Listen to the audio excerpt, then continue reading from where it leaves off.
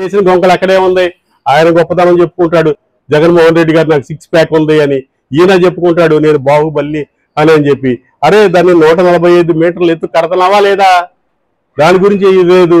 అది ప్రాజెక్టా లేకపోతే బ్యారేజీనా? ఈ విధంగా వీళ్ళు ఈ రాష్ట్రాన్ని అధోగతి పాలు పట్టిస్తా ఉన్నారు తప్ప అది పోలవరం అక్కడే ఉంది. మళ్ళీనేమో గోదావరి నుంచి బనగచెర్ల కోసం 80,000 కోట్లతోటి ప్రాజెక్ట్ అంట. ఇది ఏంటంటే వాళ్ళకేమో లిక్కర్ స్కాము, డబ్బులు తీసుకొచ్చి జేబులు వేసే స్కాము. వీళ్ళకి గోదావరి టు బనగచెర్ల కూడా డబ్బులు జనరేట్ చేసే స్కీము తప్ప ఏ రైతు సంఘం అడిగింది మిమ్మల్ని? గోదావరి బనగచెర్ల ప్రాజెక్ట్ కట్టమని చెప్పి ఏ సంఘం అడిగింది మిమ్మల్ని? ఏ రైతు సంఘం అడిగింది? ఏ రాజకీయ పార్టీ అడిగింది మిమ్మల్ని?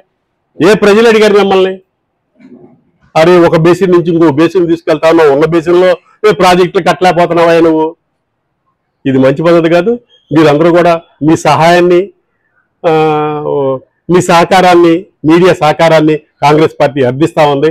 మీకు వినమ్రంగా నమస్కారాలు తెలియజేసుకుంటూ, మా నాయకురాలు షర్మిలమ్మని చూడండి, మా జాతీయ నాయకుడు ఖర్గే, రాహుల్ నాయకత్వాన్ని చూసి మాకు సరైన ప్రచారం, ప్రాచుర్యం, ప్రాధాన్యత కలిగించాలని చెప్పి మిమ్మల్ని అందరికీ వేడుకుంటూ సెలవు తీసుకుంటాను.